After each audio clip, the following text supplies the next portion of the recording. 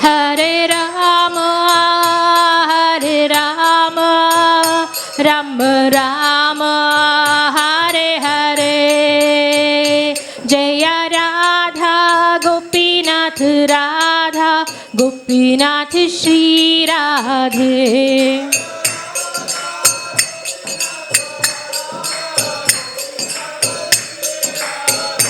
Jaya Radhe, Jaya Radhe, Jaya Radhe, Jaya Shri Radhe.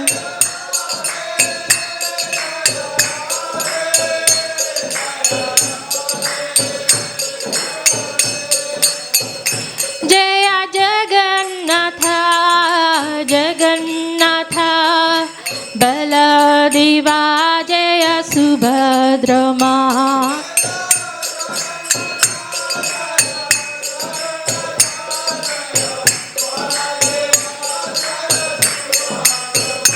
Jaya Gauranitai, Gauranitai, Gauranitai, Jaya Gauranitai.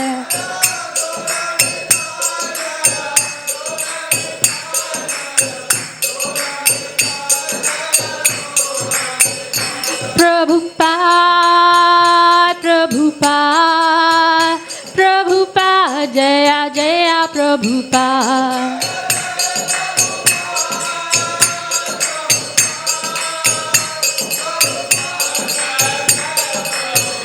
Jaya Jaya Gurudev, Gurudev, Gurudev, Jaya Jaya Gurudev.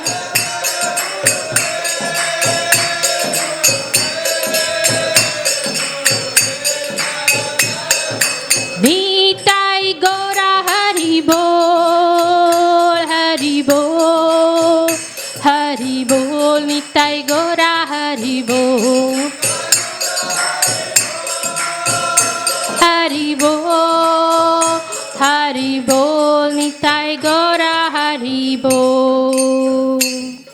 Jai Om Vishnupad Paramahansa Parivacharya Asutra Satasri Srimad His Divine Grace Abhay Charnaravinda Bhaktivedanta Swami Srila Prabhupada ki, ISKCON Founder Acharya Srila Prabhupada ki, Anant Koti Vaishnav Vrinda ki, Namacharya Srila Haridas Thakur ki, प्रेम से कहो श्री कृष्ण चैतन्य प्रभु नित्यानंद श्री अद्वैत गदाधारा श्रीवासदि गौर भक्तवृंद की, श्री श्री राधा कृष्ण गोप गोपीनाथ श्याम कुंड राधा कुंड गिरि गोवर्धन की, वृंदावन धाम की, मथुरा धाम की, नवदीप धाम की, श्री जगन्नाथ स्वामी की, यमुना माई की, श्रीमती तुलसी देवी की, सामवेद भक्त वृंद की, निताई गौर Premanandi.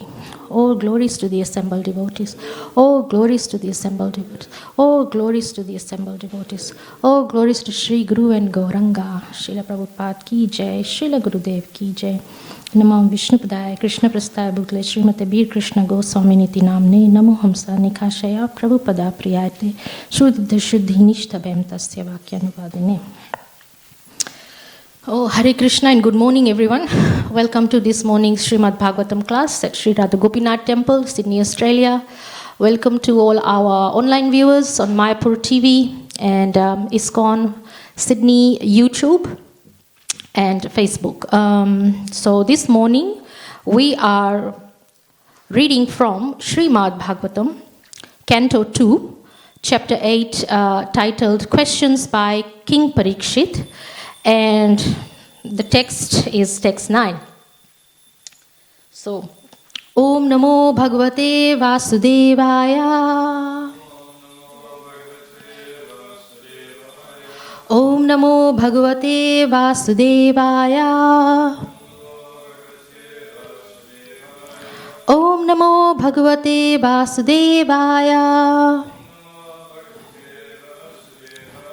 Narayanam Namaskrityam Naram Chaiva Narottamam Devam Saraswatim Vyasam Tato Jaya Mudire Nasta Prayashu Abhadreshu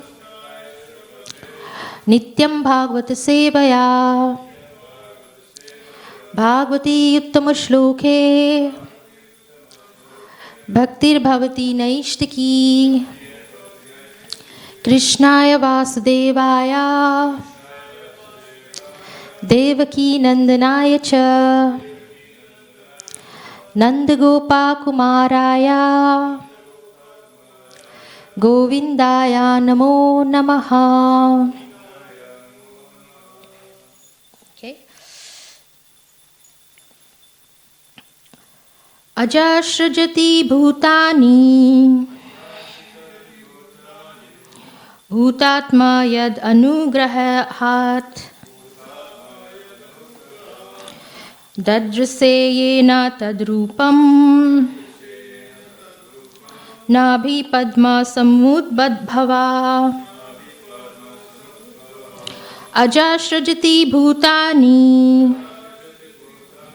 Bhutatma Yad Anugrahat Dadrasheyena Tadrupam Nabhi Padma Samudbhava Ajashrajati Bhutani Bhutatma Yad Anugrahat Dadrasheyena Tadrupam Nabhi Padma Samudbhava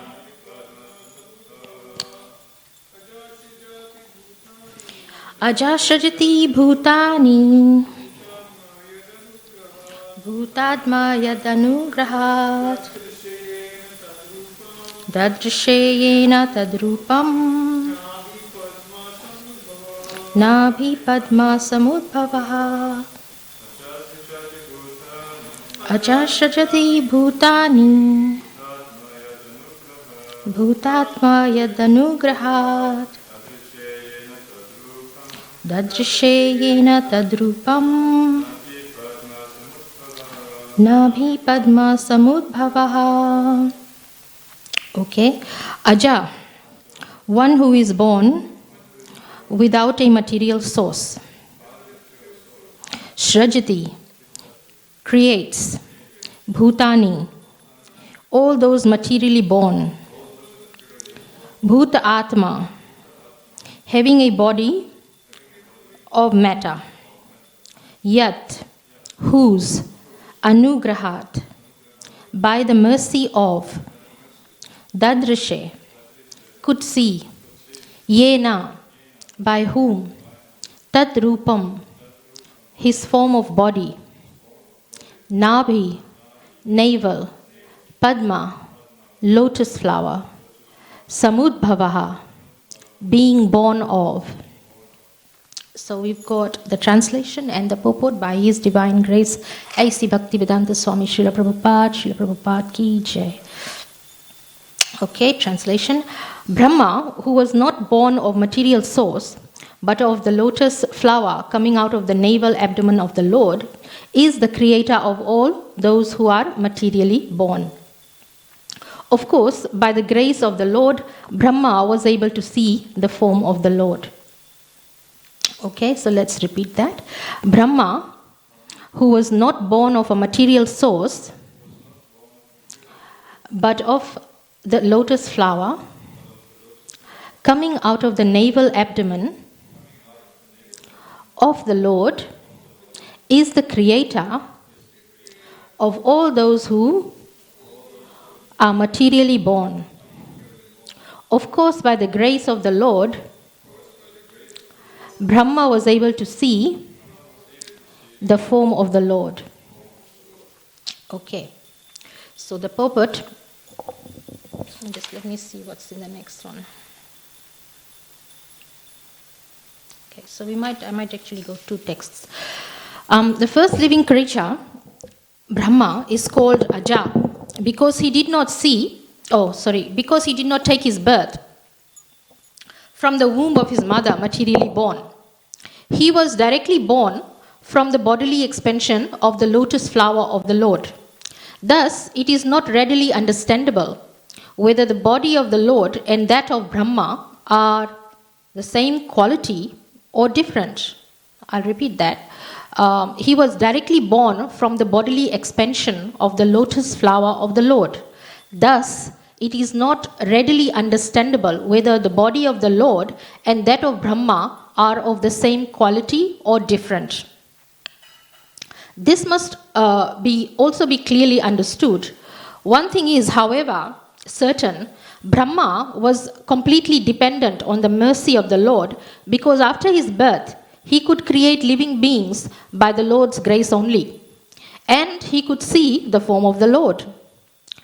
Whether the form seen by Brahma is of the same quality as that of Brahma is a bewildering question. Read that again. Whether the form seen by Brahma is of the same quality as that of Brahma is a bewildering question. And Maharaj Parikshit wanted to get clear answers from Srila Sukadev Goswami.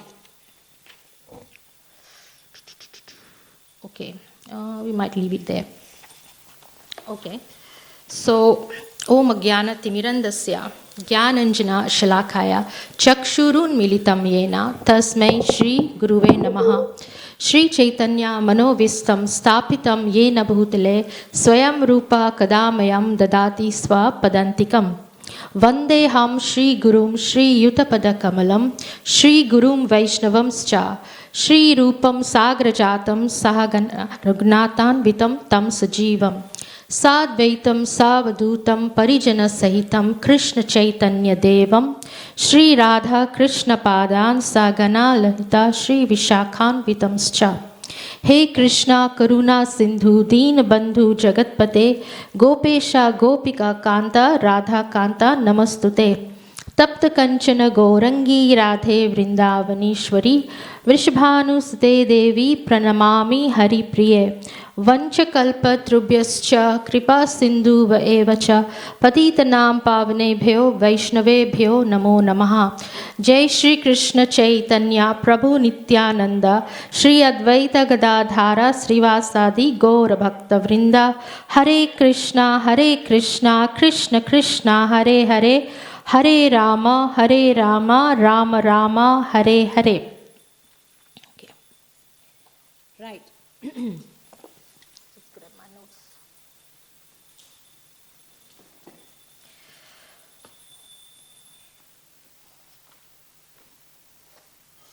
So it is mentioned here that Brahma, he was born of the navel of the Supreme Lord, and then he was able to create all those who were materially born. In other words, he was able to create all of us, the living entities. It says here that it is not readily understandable whether the body of the Lord and that of Brahma are the same quality or different. So I'll touch on that. I've done some notes. Actually, it is for another class, but we will be able to manage on that one, I think. So we want to know the difference between Brahma's body and that of the Lord. Now, we have basically two types of bodies. One is a spiritual form, and one is a material one. Now, Lord Brahma is actually a Jivatma. He is a Jiva soul. And in a Jiva form, we can always have, usually we do have a spiritual form. If you compare that with us, normal and living entities, we are in a material body. Now, in a class that I was listening to by my spiritual master, he was describing the qualities of a spiritual body. Now, Lord Brahma would be in a spiritual form. The essential idea is that the spiritual form, it has the same quality as that of the spiritual body of Lord Krishna himself, the Supreme Lord. In other words, the quality in the sense that it cannot be destroyed. It is eternally blissful and full of joy, Sachitananda. So eternally blissful and knowledgeable. It's spiritual. That's the spiritual quality of a spiritual body. So it has got a lot of similarities. The difference between the body of Lord Brahma in a spiritual sense and that of the Lord is basically the magnitude of it. In other words, magnitude, put it very simply, is like the size of the body, literally magnitude. So, in other words, if we imagine Mahavishnu, Karnadakshay Vishnu, he's lying in the causal ocean. Causal ocean means obviously, literally, the cause. Like we read in the Brahma Samhita, Ishvara Paramas Krishna Sachidananda Vigraha Nadiradir Govinda Sarva Karana Karanam.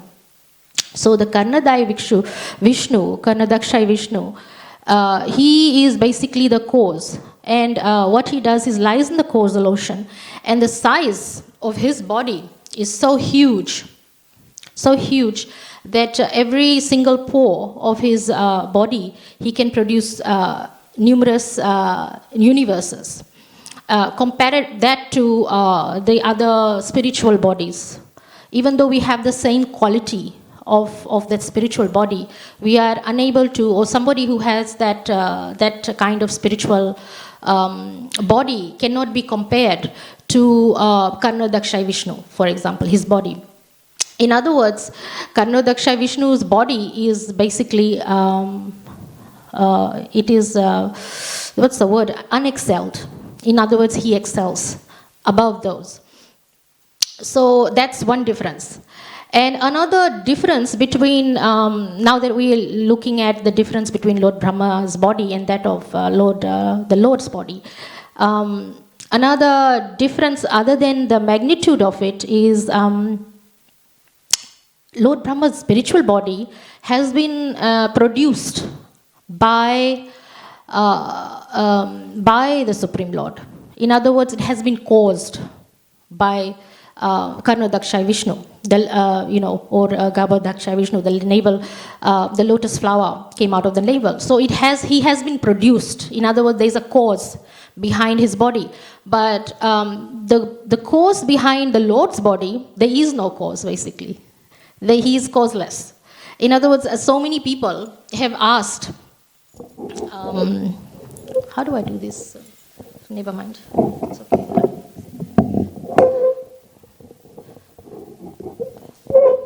It's a little bit loose. This one. Oh, it's that.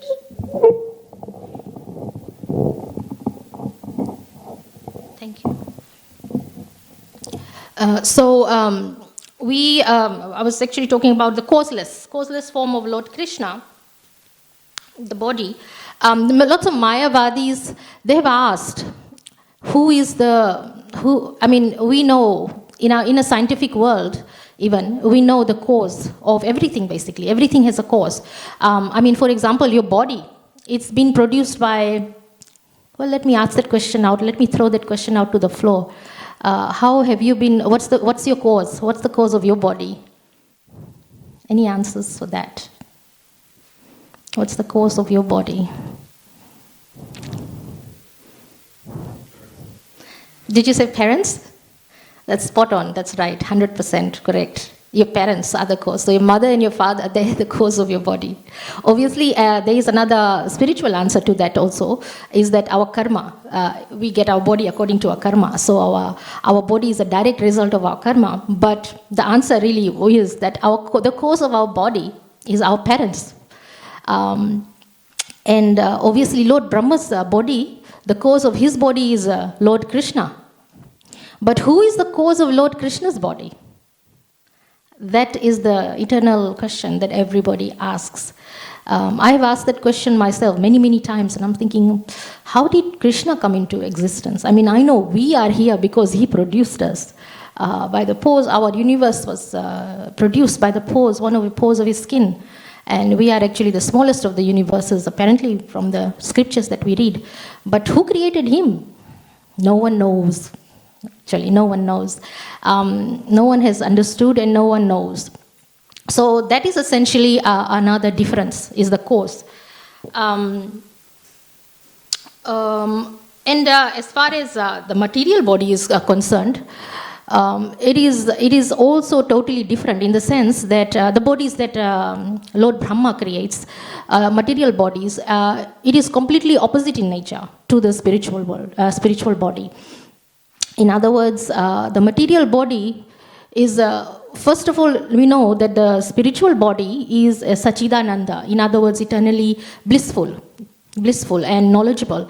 So the material body is in fact the complete opposite. The complete opposite. Material body is anything but Sachidananda Vigraha.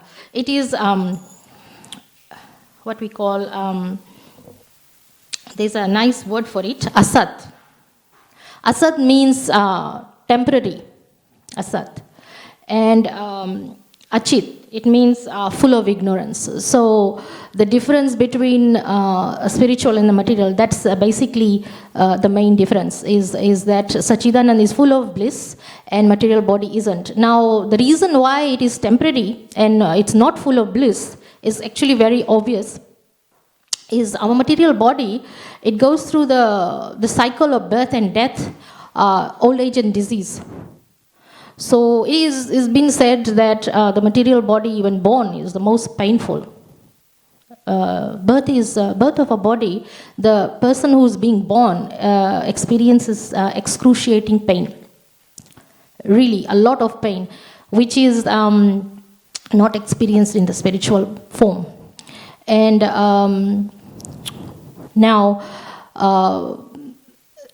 also the death is also painful. When we go through death, we've gone through birth, which is already so painful.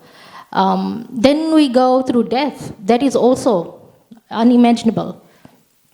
And going through disease, if you ask somebody in the hospital or suffering, or somebody who's been suffering from disease, it's extremely painful, miserable condition. Old age is definitely miserable.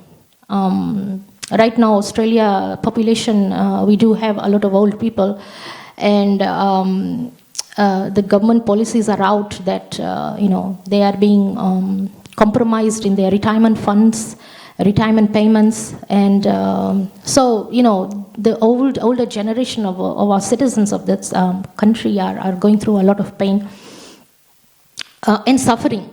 So there is no Ananda there. There is no Sachidananda there. There is no bliss there. So that's the main difference, is the cycle of birth and death. And the spiritual form. Now, the spiritual form in the spiritual world, there is no cycle of birth and death. The spiritual form remains as it is. There is no changes to the body. There are no changes at all. And the reason why, there's a main difference. There's a main difference between the reason why the body goes through these changes. The reason is that the material body is under the influence of time. Because, as time goes by, then we get older, and then, we suffer from diseases, then we die. The material body is under the influence of time. But there is no concept of time in the spiritual world. It is quite strange, and it's even hard to conceive. It's, what's the word for it? Achit. It's inconceivable. We cannot really imagine that in the spiritual world there is no time. There's no such thing as time. Yet, all the spiritual bodies, they exist over there. They exist there, but there's no time. There's no time present there. And nobody gets old, nobody dies, and the activities are also going on at the same time. The Vrindavan, Goloka Vrindavan pastimes are going on. But there is no concept of time there. So it is kind of difficult for us in our situation to imagine this. And another point that I wanted to mention, which I heard from the class, is the spiritual form of the body of the Lord is always the same. It's always the same. So then one must ask, if Lord Krishna's body is the same, how come he comes in the form of Nrsingadev, say, for example? That the body of Nrsingadev is the form of a lion. It doesn't look the same to us. If he comes in the form of Varaha, or he comes in the form of Kurma, these look different. But our scriptures actually tell us that the body of the Lord is the same. So how can this be? So Srila Prabhupada mentions in one of his classes, that the Lord's body is the same. All he does is he presents it in a different form. In other words, like an actor who dresses in a costume and presents himself in a different form. I mean, right now, the costume designers are pretty advanced, and if you watch all these movies, they come up with all sorts of different forms of the human being. Like if you watch a scientific movie, I mean Star Wars, you can see all kinds of, for example, if you have seen Star Wars, all kinds of creatures are there. If you have seen it, all kinds of creatures, but they are inside, they are human beings. They've got the same body, but they come up looking like this terrible. I'm actually a Star Wars fan because my father took me to the Star Wars when I was a child at the age of 7. And sometimes, the pastimes that you spend with your own father and your own parents, it stays for life.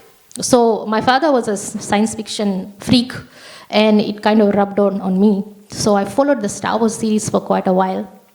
Although we are not meant to watch material movies, we are spiritual people. We are the Hare Krishna ISKCON. But somewhere or another, this is before I was a devotee. I don't find Star Wars interesting anymore. The reason is they've changed the theme, and it doesn't seem very nice. The original one was much better. The original series, that was actually before I was a devotee. Anyway, the whole point is that the costume designers and the effect they come up with is amazing. And it's similar to that of Lord Krishna. He actually takes up this form to present himself in a certain pastime. In these certain pastimes, he takes up this form, but all the time he is still the same. He is the same Lord Krishna underneath it. And and he also contains all the opulences, the 6 opulences that he has, including beauty, power, knowledge, all of those things. It is still present there. In other words, if I'm presenting myself as a Star Wars, God knows, what is it? One of those, I can't even remember any of the characters, but say, for example, we'll take the most famous one, Darth Vader. If I'm Darth Vader, I will still have the same quality of intelligence that I have right now. Even though I might look with like a face that looks like an iron. The iron that you use to iron clothes, his face reminded me of that when I was a child, and he's breathing in and out. It felt very much like an iron to me in a child's perspective. But even though I look like that, I still have my own, my original intelligence. I still have the same amount of money in my bank account, and I still look the same inside. So Krishna still maintains all of his qualities, his beauty, his wealth, his power, his knowledge, all of those things. He contains all that, except that his form changes. And another thing Srila Prabhupada mentioned, so this is in comparison to Lord Brahma, right? Lord Brahma's spiritual body and the Lord's spiritual body. That's the difference. The Lord, another thing that Srila Prabhupada mentioned was that those forms, the Varaha form, the Nrsimha form, the Kurma form, these forms, they come and go. And what happens to these forms?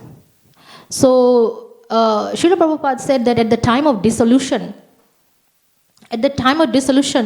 these forms, they become unmanifest. In other words, they're no longer present. So, in other words, these forms, they don't reside in any particular spiritual kingdom. It's not present in the spiritual world. So at the time of dissolution, they disappear. But that doesn't mean Krishna's body disappears. Obviously, Krishna's body remains the same, is present in the spiritual world. So that was another difference between the spiritual body of Lord Brahma and Lord Krishna, is that Lord Krishna is able to change his forms and still remain the same. Brahma is since he's the Jivatma. There is another big difference is the Lord is able to manifest himself in many universes at the same time, simultaneously. Like there's an example, obviously we know in Dwarka, when Narad Muni went to see the Lord Krishna in Dwarka, he saw Lord Krishna with the 16,108 families. In one of the situation, he was playing with his children. In another one, he was talking to his wife, and another one, he was entertaining somebody at home, maybe.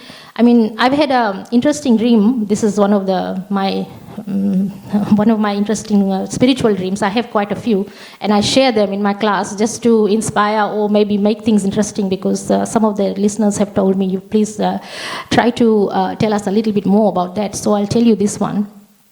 In terms of Lord Krishna being present in many places at once, I saw Lord Krishna with all these gopis, because he has so many gopis. And you think, oh, how can he be with all these gopis at once? And I actually saw that he was wearing the same clothes, looking the same, but he was with different gopis all at the same time. You could see from above.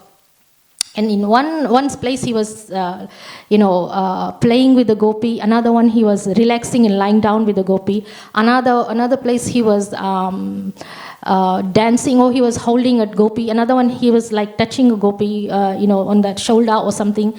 And another place was a different location where there were flowers and bushes. But he was doing different things. Every single place he was doing different things. But gopi was different and Krishna was the same. Simultaneously. It was fantastic to see. So I put that imagination in what Narad, this is a dream, obviously. But I can imagine what Narad, I can have a better understanding of what Narad Muni would have seen if he'd gone to see Lord Krishna in Dwarka, where he was with different families at the same time. So that's another difference between Lord Brahma's body, even though it's spiritual, in Lord Krishna. Lord Krishna is able to be in so many places at once. We all know that Brahma is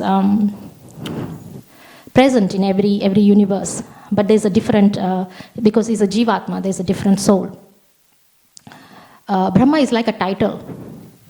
It's not really the actual name. It's a title. Like, for example, we have the Lord of the Sun, Surya Dev. Now, Surya Dev is a title, and his actual name is Vivaswan. So, Brahma is also a title. You can be Brahma. If you're interested to be Brahma, one day you can be Brahma. You can aspire. I don't think I want to be Brahma. I don't want that responsibility. But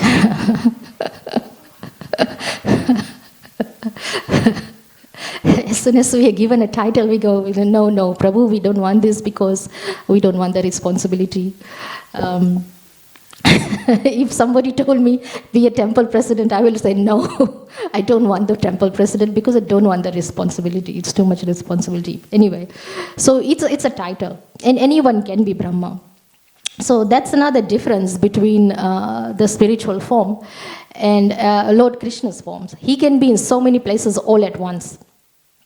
Now, I was just going to say something else. Oh yes, another thing is, we can actually acquire a spiritual form also. I mean, we might already, some of us might already be having a spiritual body in the spiritual kingdom.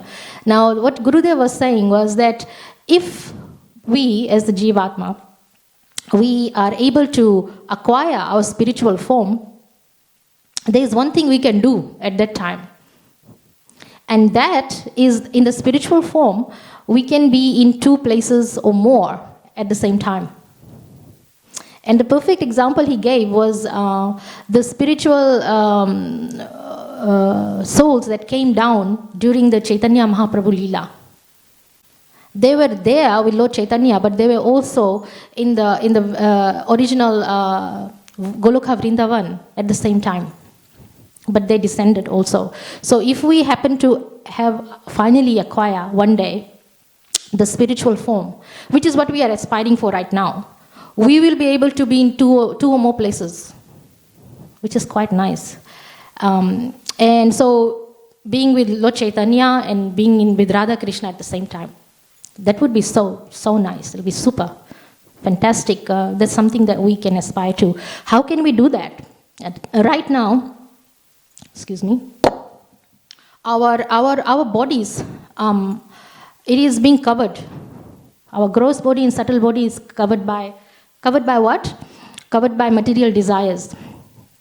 Covered by material desires and things like lust and other things. So we are unable to know or realize who we fully are. They are layers. And that's another difference.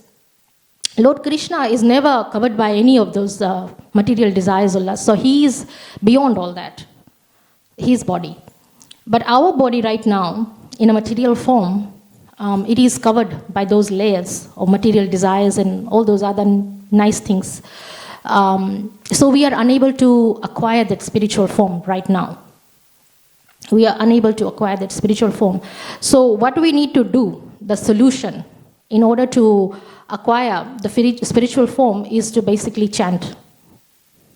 Chant the Hare Krishna Mahamantra, Cheto Darpana Marjanam, Pava Maha Davagni Nirvapanam. So in other words, the whole solution, the question is, what's the difference? Why do we want to know the difference? We want to know the difference is how we can actually acquire the difference between the bodies, how we can actually acquire that stage of a spiritual form. And that's only way is to chant. Now, it is said, and I've written it somewhere. Let me find it where I wrote it.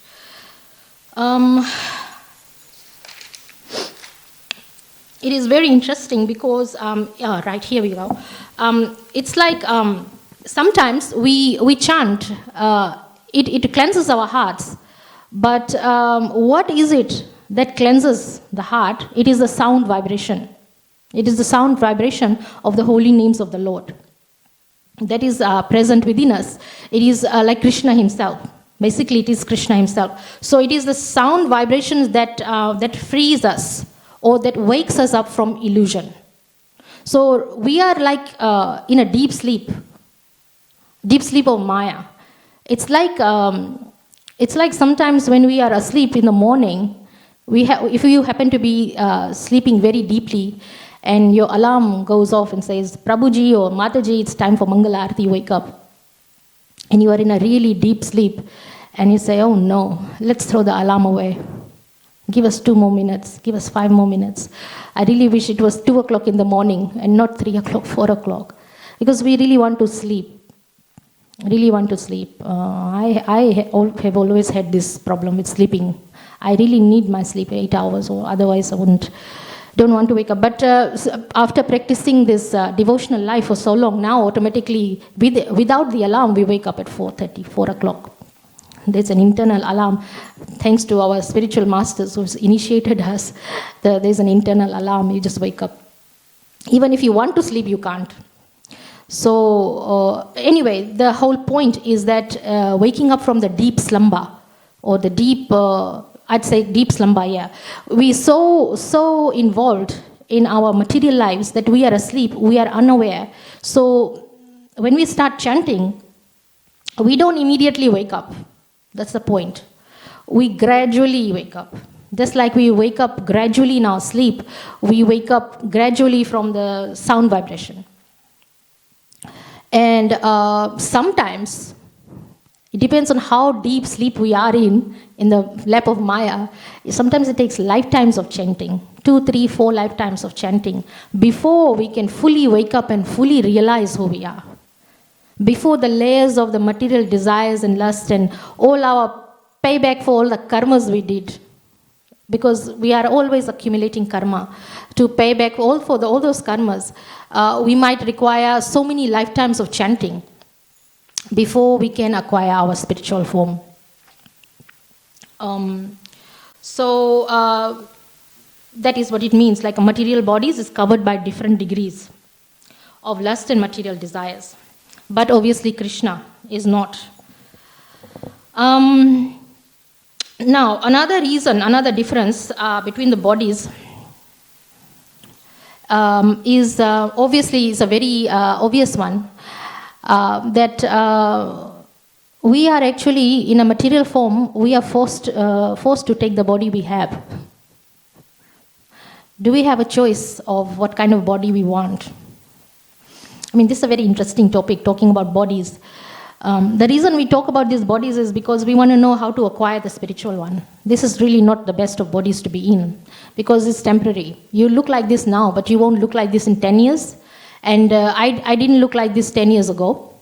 And I won't look like this 10 years from now. I will be a very old woman 10, 15 years from now. I might actually be dead.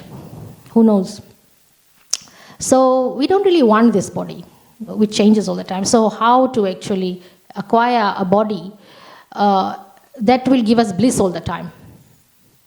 The most blissful body, obviously, is the spiritual one, and that comes with chanting of the Hare Krishna Mahamantra.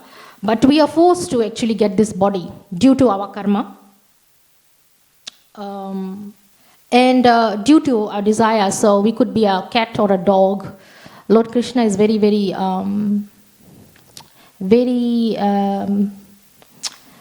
what's the word? Merciful. So if you want to enjoy certain types of bodies, he'll give us a similar body. If you like to eat meat, he might give us a body that, like a tiger or a lion that eats meat. Okay, so since I wasn't going to talk much more about this, there is one other thing that I wanted to read, which is very interesting. Is I've actually highlighted in my Bhagavad-Gita, if I can find it, is that the journey, how we are actually produced. And it's a very interesting one, and let's just give me a minute to find it.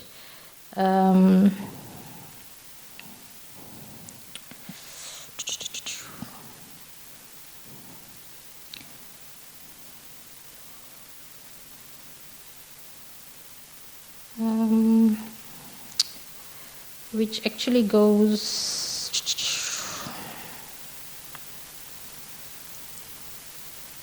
here we are.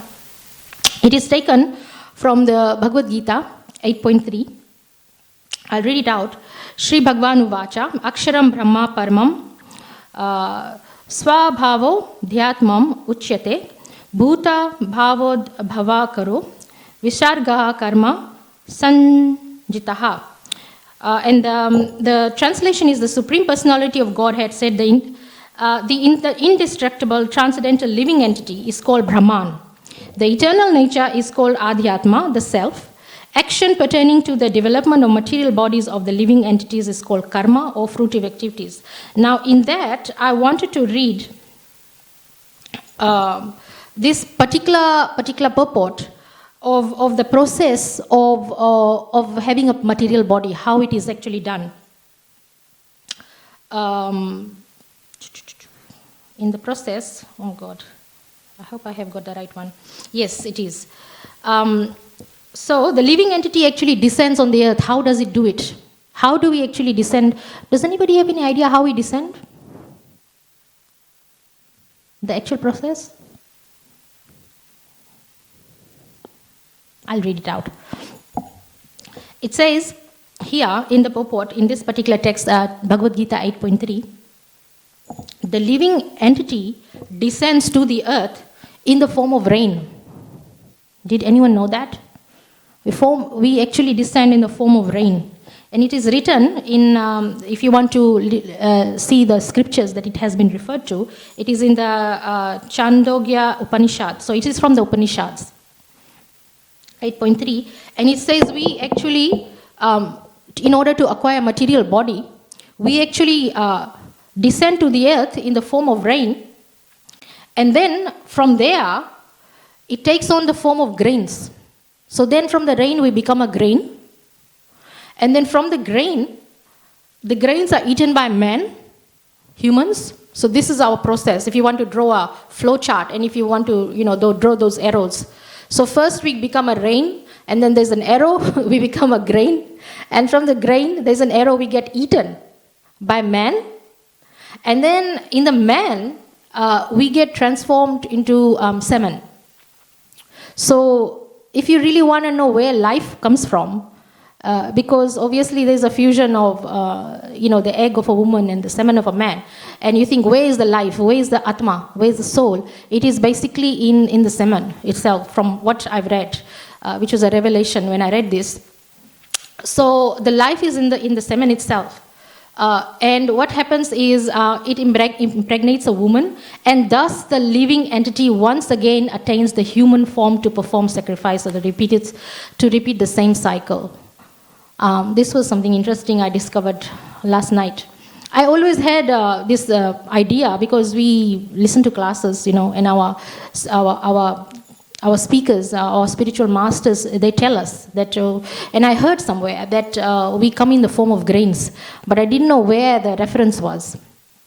So if you want to know, read Bhagavad-Gita chapter 8.3 and in the Upanishads also.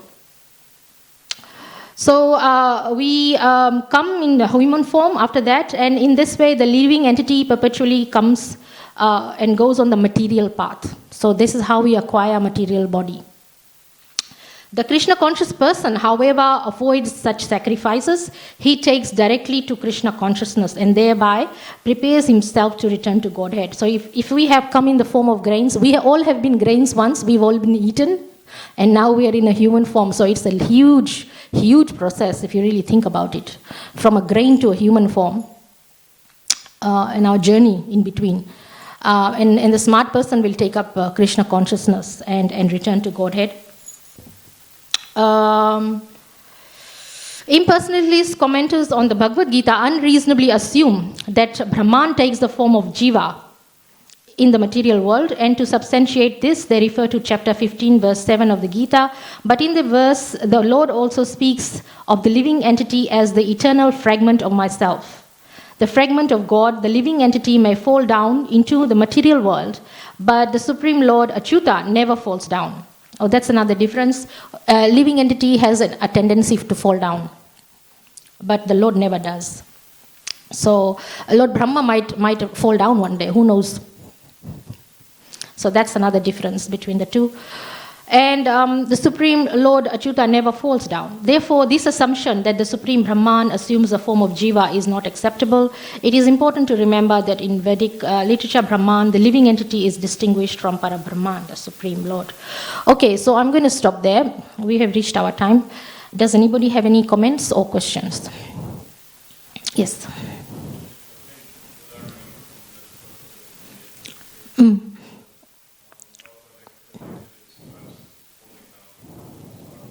Yes, correct. Yes, correct. Yes.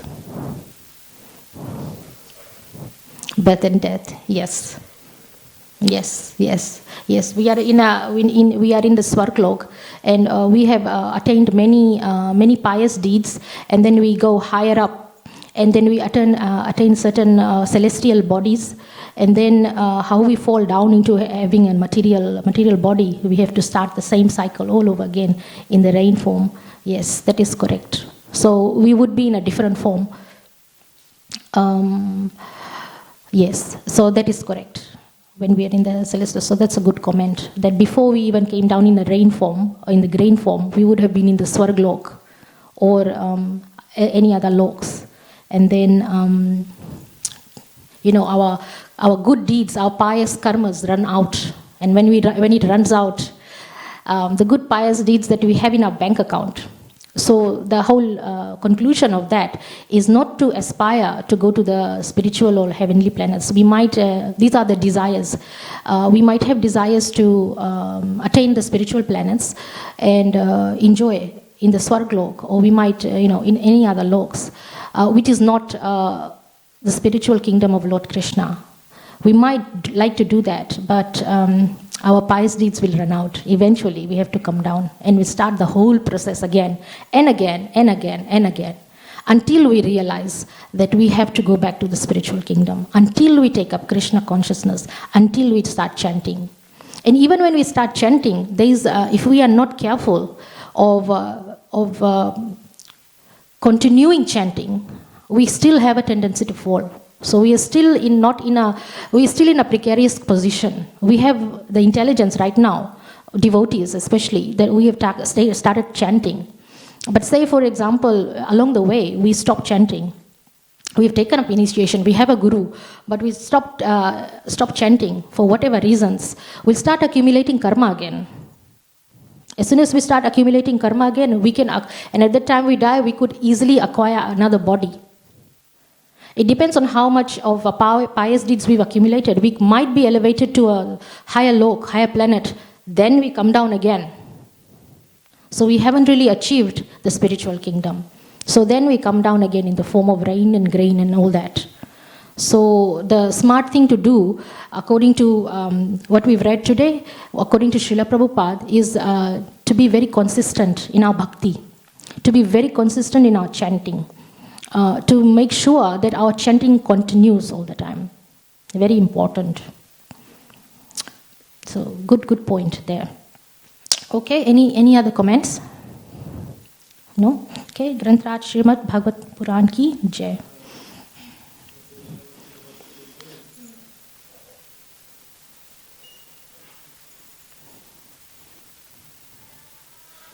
Oops.